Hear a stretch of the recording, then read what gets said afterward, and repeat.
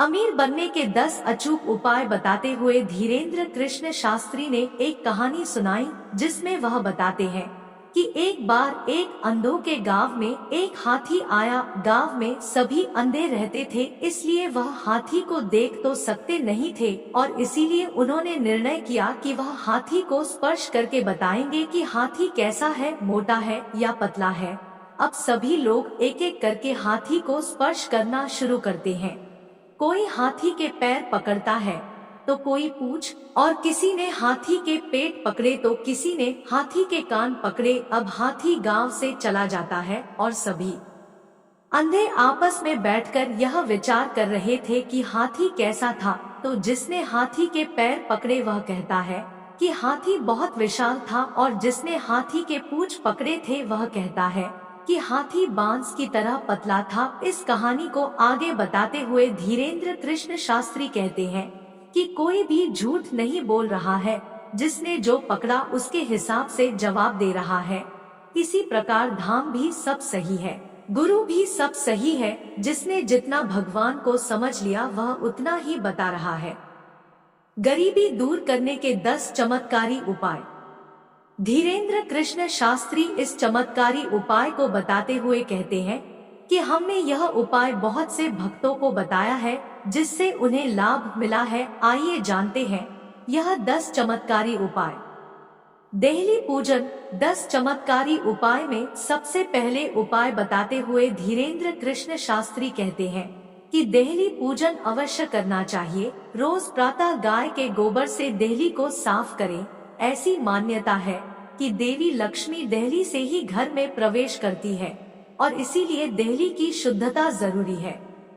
गाय को रोटी और गुड़ खिलाएं। दूसरा उपाय बताते हुए धीरेन्द्र कृष्ण शास्त्री कहते हैं कि प्रतिदिन गाय को रोटी और गुड़ खिलाएं। धीरेन्द्र कृष्ण शास्त्री आगे कहते हैं कि जो भी व्यक्ति अपने घर में बने पहले रोटी गाय को देता है, उस घर से लक्ष्मी कभी नहीं जाती, और इसीलिए गाय को रोटी जरूर दे और उसमें गुड़ अवश्य डालें। शुक्रवार के दिन करें यह विशेष उपाय। शुक्रवार के दिन 5 कौड़ी ले, थोड़ी सी केसर ले और एक चांदी का सिक्का ले। चांदी का ना हो तो तांबे का ले और उसे एक लाल कपड़े में बांध दे। अष्टलक्ष्मी का नाम लेकर उसे अपनी तिजोरी में रख लें। ऐसा करने से आपके घर में कभी भी धन की कमी नहीं होगी। अष्टलक्ष्मी का नाम आदिलक्ष्मी, धन लक्ष्मी, गजलक्ष्मी, संतान लक्ष्मी, वीर लक्ष्मी, भाग्य लक्ष्मी, विजयलक्ष्मी, विद्यालक्ष्मी।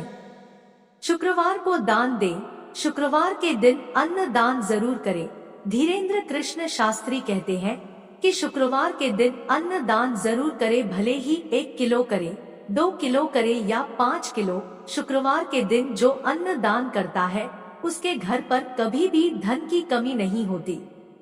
पीपल का पूजन प्रतिदिन नहीं तो कम से कम शुक्रवार के दिन पीपल का पूजन अवश्य करें। पीपल के वृक्ष के नीचे दीपक अवश्य जलाएं। बुधवार के दिन करें यह विशेष उपाय। बुधवार के दिन भगवान गणेश की पूजा करें और उन्हें गुड़ और चने का प्रसाद अर्पित करें और फिर उसे प्रसाद को कन्याओं में बांट दे और फिर बाद में उसे प्रसाद को खुद भी ग्रहण करे। ऐसा करने से कभी भी घर में धान की कमी नहीं होती। कमल गट्टे की माला से करे यह विशेष उपाय। शुक्रवार के दिन जो भी व्यक्ति कमल गट्टे की माला से माँ लक्ष्मी के बीज मंत्र का जाप करता है, उसके घर से माँ लक्ष्मी कभी नहीं जाती। माँ लक्ष्मी का बीज मंत्र ऊ श्री हरि श्री कमले कमलाले नम। दीपावली, दशहरा और होली पर करें यह विशेष उपाय। इस उपाय को बताते हुए धीरेन्द्र कृष्ण शास्त्री कहते हैं कि कई बार व्यक्ति अमीर तो बन जाता है, लेकिन कुछ दिन बाद वह फिर से घाटे में चला जाता है। ऐसे में उसे कई समस्याओं का सामना भी करना पड़ता है। अगर आप भी इस तरह की समस्याओं से जूझ रहे हैं तो आप दीपावली, दशहरा और होली के दिन विष्णु सहस्त्रनाम या श्री सुक्तम का पाठ अवश्य कराएं। माँ लक्ष्मी को कमल का पुष्प अर्पित करें। प्रत्येक शुक्रवार के दिन माँ लक्ष्मी को 108 कमल का पुष्प अर्पित करें और अगर यह संभव न हो तो केवल अमावस्या के दिन ऐसा करें। गन्ने के रस से करें अभिषेक। जो भी व्यक्ति शुक्रवार के दिन श्री सुक्तम का पाठ करते हुए माँ लक्ष्मी और नारायण को गाने के रस से अभिषेक करता है, उसके घर में कभी भी दरिद्रता नहीं आती।